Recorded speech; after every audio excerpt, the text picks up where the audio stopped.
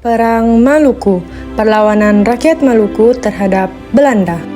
Perang Maluku, Perang Patimura, atau Perang Sapuara merupakan perang yang sama yang menunjukkan bentuk dari perlawanan rakyat Maluku terhadap penjajahan bangsa Belanda di tanah mereka. Perang ini dimulai ketika Belanda pada abad ke-16 hingga 17 Masehi.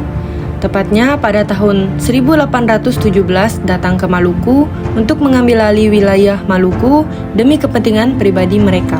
Adapun pemicu lahirnya perlawanan rakyat Maluku terhadap Belanda disebabkan oleh penyimpangan yang dilakukan Belanda di Maluku, yaitu pelaksanaan ekspedisi Hongi yang sangat merugikan masyarakat Maluku karena adanya monopoli perdagangan rempah dan larangan memanen cengkih.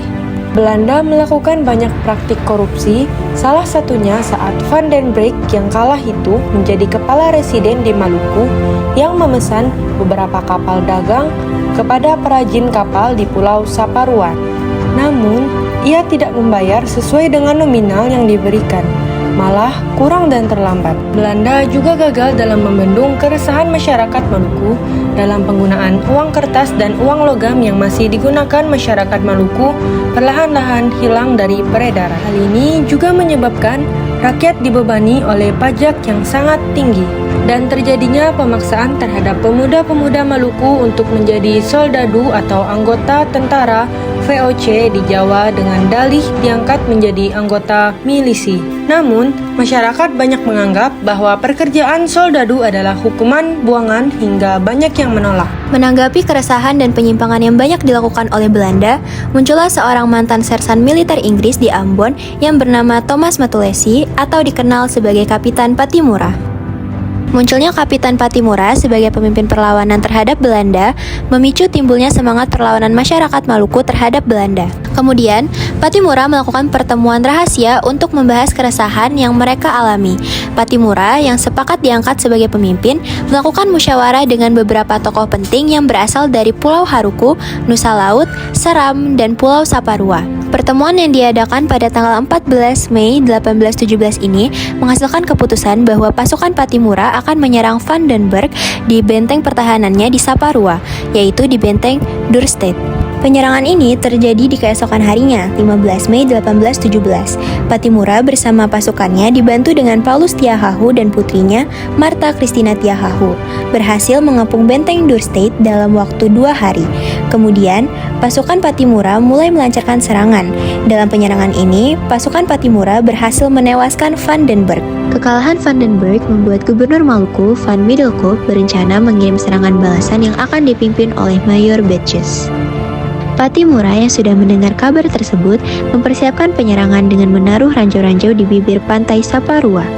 Kemudian pada tanggal 25 Mei 1817, Mayor Betjes serta pasukannya tewas di tangan pasukan Patimura.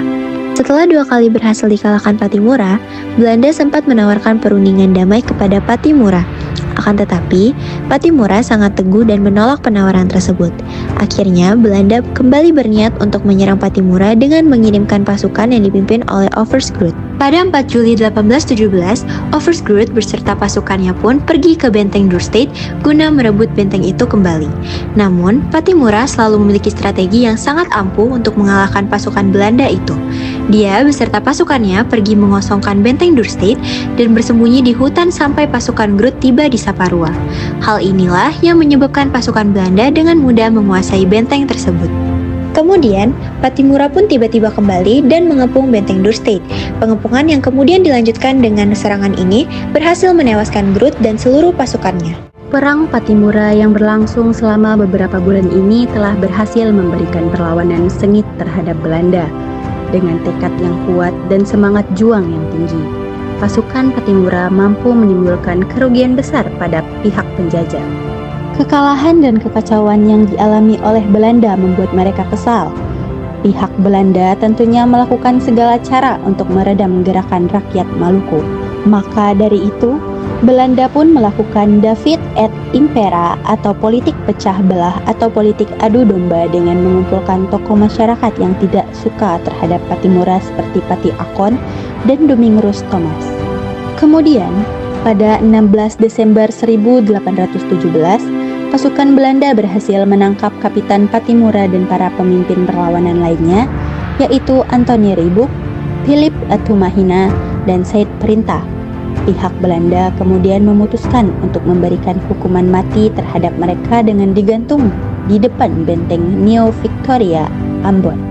Namun, meskipun Kapitan Patimura gugur, semangat patriotisme dan perlawanan rakyat Maluku tidak padam. Warisan perjuangan Patimura memberikan inspirasi yang mendalam bagi generasi penerusnya.